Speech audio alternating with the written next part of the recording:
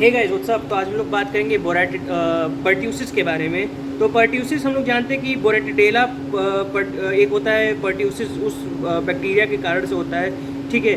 और ये कैसा होता है, ग्राम नेगेटिव कोकोबैसिलाई बेसिकली होता है। तो हम लोग आज इसकी पूरी पर्ट्यूसिस के बारे में समझने की कोशिश करेंगे।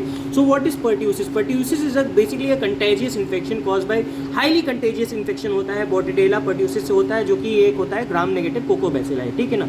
It causes violent coughing spells. यहाँ पे क्या होता है, वॉयलेंट कफिंग स्पेल्स होता है, जिसको क्या कहते हैं, पैरोक्सिज्म्स, ठीक है ना। पैरोक्सिज्म्स कहते हैं इसको क्योंकि ये वॉयलेंट कफिंग जो है स्पेल्स होते हैं, कुछ स्पेल्स में आता है, ठीक है। वॉयलेंट कफिंग स्पेल्स होते हैं जिसको पैरोक्सिज्म कहते हैं, which makes it difficult to breathe, जो कि इसको क्या करता है, डिफिकल्ट बनाता है इनको सांस लेना।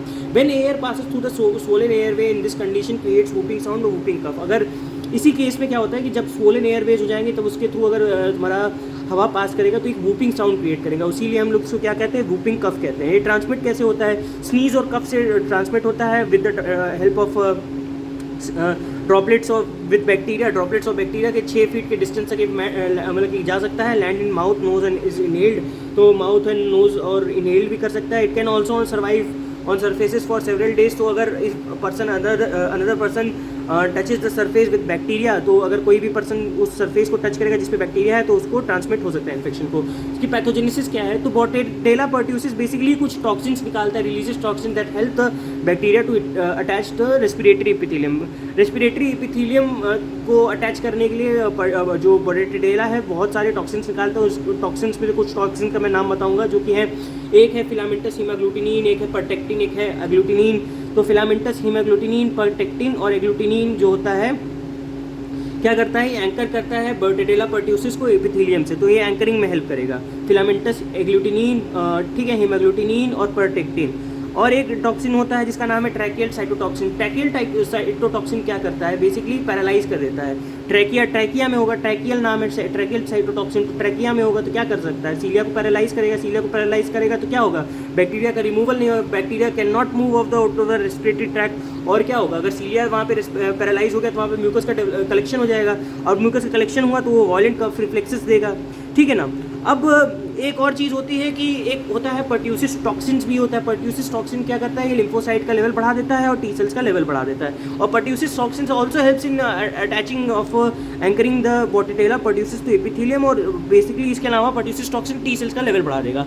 एक और टॉक्सिन होता है जिसका नाम है एडिनाइलेट साइक्लेज। एडिनाइलेट साइक्लेज बेसिकली क्या करता है, ये फैगोसाइट को मतलब प्रिवेंट करता है बैक्टीरिया को खाने में, जो मतलब कि बैक्टीरिया को किल करने में। बेसिकली कुछ मैकेनिज्म्स होते हैं हमारी बॉडी में, कोई बाहर से फॉरेन एंटीजन आ जाए तो फैगोसाइट्स हमारी बॉडी के एक्टिवेट हो जाते हैं, आते हैं और बैक्टीरिया को किल कर देते हैं। लेकिन ये बैक्टीरिया को इनहिबिट कर देगा, इनहिबिट कर देता है बैक्टीरिया को, प्रिवेंट करता है फैगोसाइट को बैक्टीरिया को मारने से। कैसे कि क्या कराता है, बेसिकली ये फैगोसाइट्स का क्या करा सकता है, एपोप्टोसिस करा देता है। It causes apoptosis of phagocytes. अब यही क्या हुआ कि एंकरिंग हो गई बोरेटिडेला की, कहाँ पे, तुम्हारी रेस्पिरेटरी एपिथेलियम पे। और क्या हुआ, तुम्हारा वॉयलेंट कफ रिफ्लेक्सेस आने लगे। तो इससे क्या हुआ कि जो है एयरवेज डेवलप कर गई और हार्ड टू ब्रीदिंग होने लगा, मतलब कि एयरवेज डेवलप कर गई, हार्ड टू ब्रीदिंग, और उससे क्या हुआ, वूपिंग साउंड्स आने लगे। तो ये बेसिकली इसकी थोड़ी पैथोजेनेसिस की बात हो गई।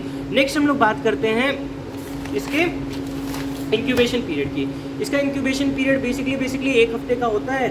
सिम्टम्स क्या क्या होंगे, देखो 3 फेजेस में डिवाइडेड है। कार्टरल फेज जो कि कंटेजियस, हाईली कंटेजियस फेज होता है, ये 2 हफ्ते तक चलता है। एक होता है पैरोक्सिज्मल फेज जो कि होता है 2 से 6 हफ्ते, लगभग 2 से 6 हफ्ते तक का चलता है ये।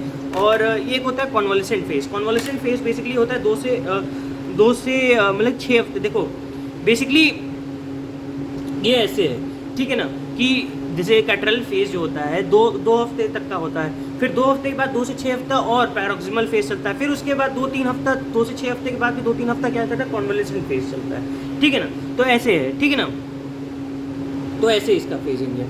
तो बेसिकली कैटरल फेज में क्या होता है कि कैटरल फेज में बेसिकली क्या होता है, नेजल कंजेशन होने लगता है, ठीक है। स्टार्टिंग फेज है, नेजल कंजेशन होगा, कफ होगा, लो ग्रेड फीवर होगा, क्योंकि ऑब्वियसली अभी बैक्टीरिया अटैच हुआ है, ठीक है ना।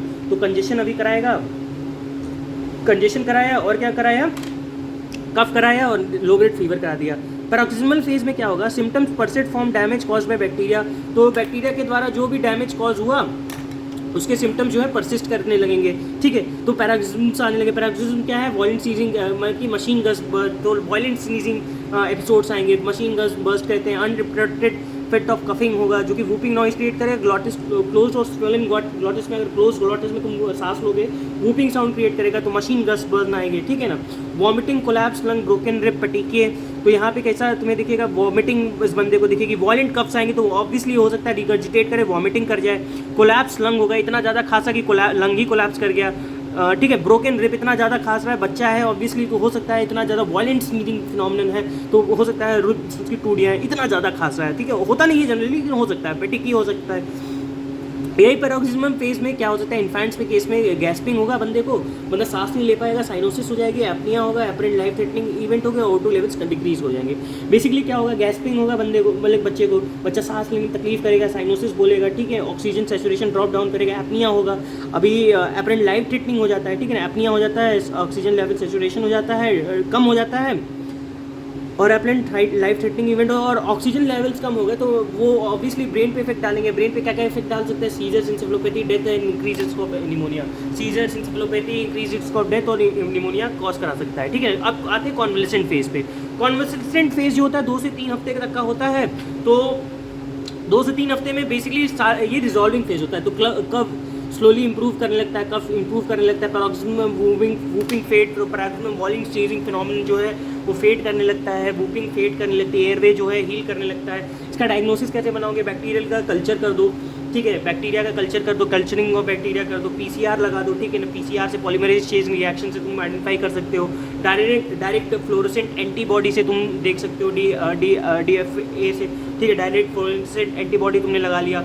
सेरोलॉजी से तुमने क्या करना है, look for antibiotic response to pertussis, तो पर्ट्यूसिस के खिलाफ तुम जो भी एंटीबायोटिक रिस्पॉन्स तुम्हारे बॉडी में जनरेट हो रहा है तो उसके लिए वो देख लो कि हाँ भाई क्या एंटीबायोटिक रिस्पॉन्स हमारी बॉडी में इसके लिए जनरेट हो रहा है, ठीक है ना। मतलब कि सेरोलॉजी में basically look for antibiotic response to pertussis, क्या एंटीबायोटिक रिस्पॉन्स हमारी बॉडी में पर्ट्यूसिस के लिए जो है जन्म ले रहा है, ठीक है ना। तो ये चीज़ें पर्ट्यूसिस के लिए रही, look for antibiotic response to pertussis, right. Severity is predicted by degree of lymphocytosis, तो इसका जो सिवियरिटी है वो कैसे प्रिडिक्ट करते हो, severity is predicted bye lymphocytosis, कितना लिम्फोसाइटोसिस है उस पर जो है सिवियरिटी इसका डिपेंड करता है। वो किससे होता है, पर्ट्यूसिस टॉक्सिन से, जो कि बताया था मैंने, T सेल वाला।